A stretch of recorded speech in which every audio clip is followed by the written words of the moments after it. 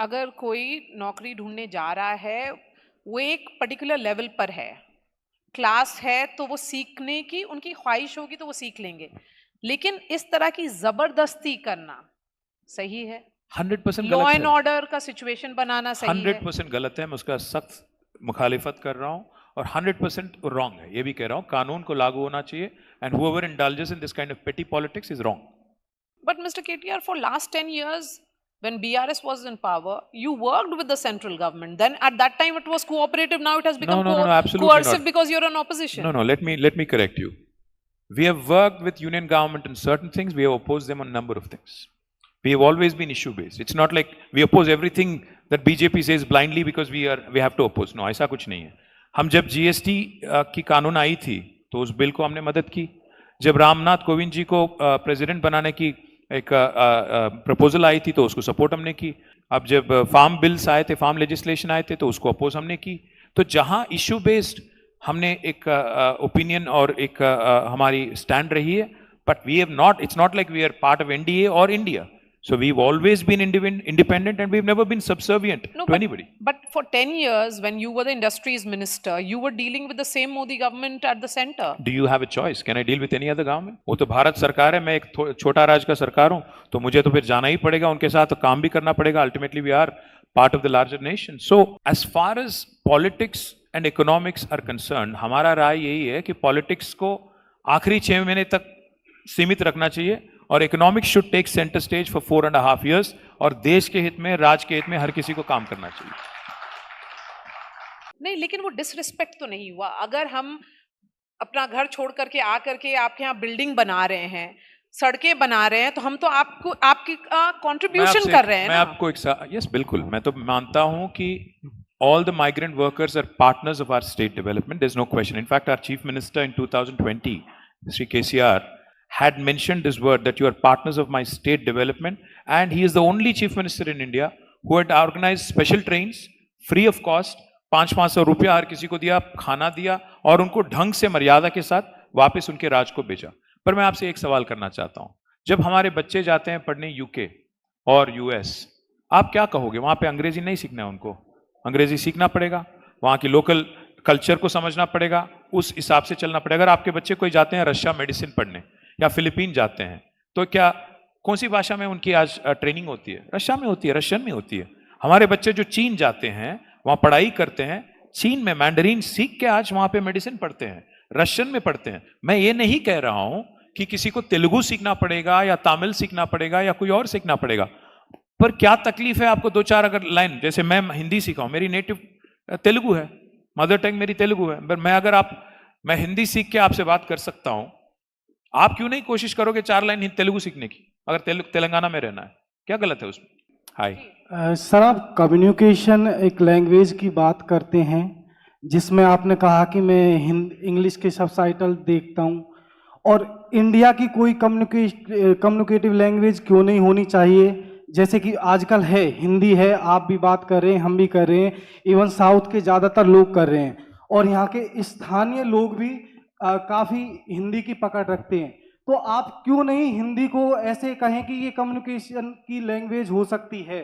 इसमें क्या है? और फिर आप एग्जाम्पल देते हैं कि कोई कह रहा है कि ये लैंग्वेज हिंदी का हो, आप दूसरे कंट्री का एग्जाम्पल देते हैं कि वहाँ इंग्लिश सीखनी पड़ती है, वो सीखनी पड़ती है, फिर उसका आप यहाँ का एक एग्जाम्पल बना के देते हैं कि क्यों नहीं सीखनी चाहिए. तो ऐसे अजीब एग्जाम्पल क्यों देते हो सर?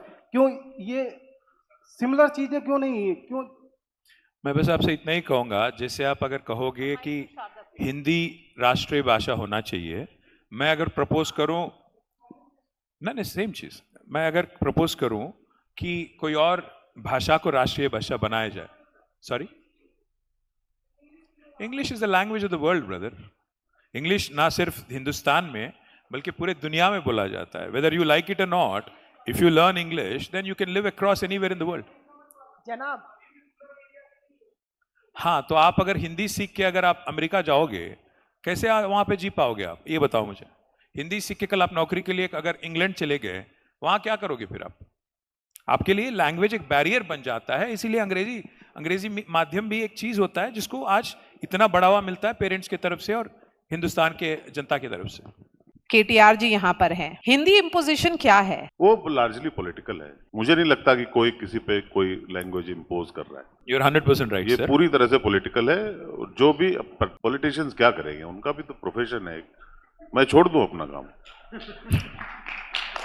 ये प्रोफेशनल कंपल्जन है। नहीं, मैं आपको एक चीज कहता हूं, कमलेश जी, एक बात कहता हूं। भारत सरकार जब 50 करोड़ रुपया बजट में रखती है कि हिंदी को प्रमोट करना है पूरे भारत में, और जब एक पैसा भी नहीं देती है तेलुगु को प्रमोट करने के लिए, बांग्ला को प्रमोट करने के लिए, मैं क्या समझूं उसको? हिंदी इम्पोजिशन तो नहीं कहूंगा, बट हिंदी को प्रमोट तो कर रहे हैं। ऐसा नहीं है कि नहीं प्रमोशन हो रहा है, पर मसला वो नहीं है, समस्या वो नहीं है। मैं यहां पे बैठ के आज हिंदी में आपसे मैं at least I am trying to converse in Hindi as to my best ability. मुझे किसी ने जबरदस्ती की क्या कि आप हिंदी सीखो? नहीं। पर अगर कल कोई ये कहेगा कि भारत में जितने भी राज्य हैं, 28 राज्य, और हर राज्य में कल अगर आपको सीआरपीएफ में आना है, या भारत को कोई किसी को आर्मी में आना है, या कोई रेलवेज में काम होना है, तो आपको हिंदी में परीक्षा लिखना पड़े, तो ये तो गलत है। क्योंकि जितने भी रीजनल लैंग्वेजेस है, क्योंकि भारत का तो कोई राष्ट्रीय भाषा है नहीं। India has no national language. India has 22 official languages, 300 unofficial languages, some languages which do not even have a script. So all I'm saying is, I'm not going to enforce Telugu on you. Why are you enforcing or imposing Hindi on me? Leave it to the country, leave it to the people of this country. Why are we imposing ourselves on each other?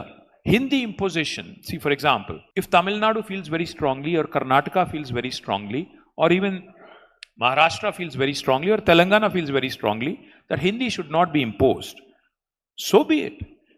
See, Prime Minister P.V. Narasimha Rao was able to converse in 16 languages, including French, German, and Spanish. So my point is, it is the individual's appetite, it is the individual's interest that should dictate. And also, Kamlesh ji, language is not just political issue. Language is not just a communication tool. Language is also cultural identity. Remember that. See, in fact, the beauty of India is unity in diversity. भी हम लोग बार-बार कहते रहते हैं। अगर आप हिंदी को इम्पोज करोगे, हिंदी को जबरदस्ती साउथ में या कहीं और इंपोज करने की कोशिश करोगे, you are undermining the very idea of this diversity. You are undermining the authority of this country which is based on our beautiful diversity. क्यों करना है जबरदस्ती किसी के साथ? तो राज ठाकरे को क्या बोलेंगे? सॉरी, राज ठाकरे को क्या बोलेंगे जो अभी हो रहा है? मैं राज ठाकरे को भी यही कहूंगा कि जैसा आप हिंदी इंपोजिशन नहीं चाहते हो, वैसे ही आप मराठी इंपोज भी ना करो। मराठी भी आप किसी के ऊपर जबरदस्ती ना इंपोज करने की कोशिश करो। आप ये क्यों कहते हो कि आपको मुंबई में रहने के लिए आपको मराठी बोलना पड़ेगा, या हैदराबाद में रहने के लिए तेलुगु बोलना पड़ेगा? हाँ, मैं ये बात तो मैं जरूर कहूंगा कि अगर आपको मुंबई में रहना है, लोकल्स के साथ मिंगल करना है, तो सीख लो, तो 2-4 शब्द मराठी के सीख लो, तो गलत तो है नहीं। Respect the local culture, respect the local language. But it is almost being seen inevitable. There is a mobilization which is happening of southern states, and interestingly, M.K. Stalin has taken the lead. Because the elections, of course, are in Tamil Nadu next year. So you may have to wait a little longer, because ये election issues ही बन जाते हैं, emotive issues बन जाते हैं. Then why are we not seeing that kind of collaboration in your state? Why is there no collaboration between the chief minister and someone who is like you, who's leading a political party who was in power, say, till a year ago? Let me correct you on this. In fact, both the chief minister of Telangana, who is from Congress party, and myself, both of us have actually taken the same stand in the meeting at Chennai. We have said the same thing. We said, population alone cannot be the basis for distribution of seats or delimitation. अगर delimitation की बात होती है, हमारी party की तरफ से हमारा राय ये है कि the first port of call always in a democracy is mostly MLA, not MP. अगर delimitation ही करना है, तो आप MLAs का संख्या बढ़ा दीजिए। अगर political parties and representative democracy में अगर each constituency has to be equally represented, you can increase the number of MLA seats. But MPs keep them proportionate to what they are right now. For example, out of 543, 17 belong to my state, 25 belong to Andhra Pradesh, 39 belong to Tamil Nadu. Together, South India has about 130 plus seats. What we are seeking is that this be kept intact, then the proportion be kept intact. If this does not happen, if Uttar Pradesh becomes that one state that can decide the next union government in India with a lopsided number, then I think the rest of the country will feel the pinch. The rest of the country will certainly voice the concern. And more importantly, I think centralization of policy, centralization of fiscal resources also is a huge, huge challenge. Because the more, the political parties start feeling that the Hindi belt will decide who's going to be the Prime Minister, then the entire focus, the entire concentration would be on making policies which suit the Hindi belt, and rest of India will be left in the lurch.